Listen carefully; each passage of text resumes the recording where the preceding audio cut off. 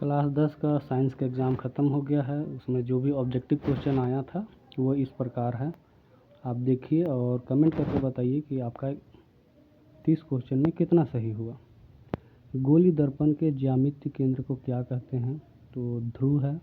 दाढ़ी बनाने वाले कौन सा दर्पण उपयुक्त होता है? अवतल दर्पण। लेंस की क्षमता का एसआई मात्रक क्या है? डायोप्टर है। अभिनेत्र लेंस फोकस दूरी को परिवर्तित किया जाता है पक्षमाभी पेशियों द्वारा। निकट दृष्टि दोष किस लेंस से दूर किया जाता है? अवतल लेंस द्वारा। इंद्रधनुष बनने का मुख्य कारण क्या है? तो वर्ण विक्षेपण के कारण बनता है। प्रतिरोध का एसआई मात्रक क्या है? ओम है। किलोवाट पर घंटा बराबर होता है 3.6 × 10⁻6 जूल। किसी चालक का प्रतिरोध निर्भर करता है? तो चालक का प्रतिरोध लंबाई में, अनुप्रस्थ काट का क्षेत्रफल पर और पदार्थ की प्रकृति सब पर निर्भर करता है। इसका ऑप्शन डी होगा।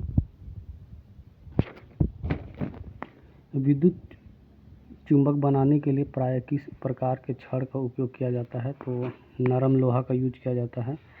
समीकरण Zn + CuSO4 जे और इसका बराबर है Zn SO4 + Cu। निम्न में से किस अभिक्रिया का उदाहरण है? तो ये विस्थापन अभिक्रिया का उदाहरण है। चिप्स की थैली में कौन सी गैस भरी जाती है? तो चिप्स की थैली में नाइट्रोजन गैस भरी जाती है। निम्नलिखित में से किस अभिक्रिया में अवक्षेप का निर्माण होता है? तो अवक्षेप का निर्माण द्विविस्थापन अभिक्रिया में होता है। जल की स्थायी कठोरता को हटाने के लिए किस रसायन का उपयोग होता है? धोने का सोडा।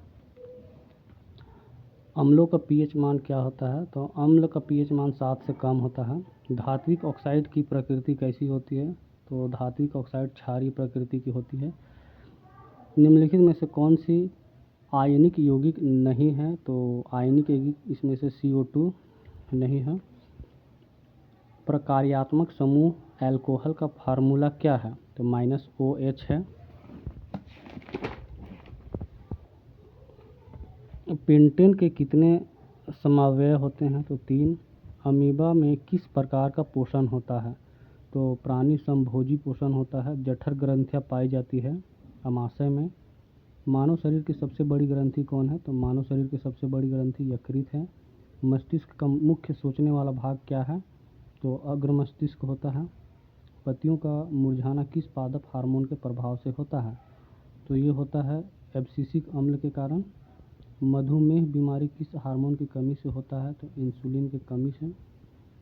प्लेनेरिया ने किस विधि द्वारा जनन होता है? तो प्लेनेरिया में पुनर्जनन द्वारा जनन होता है।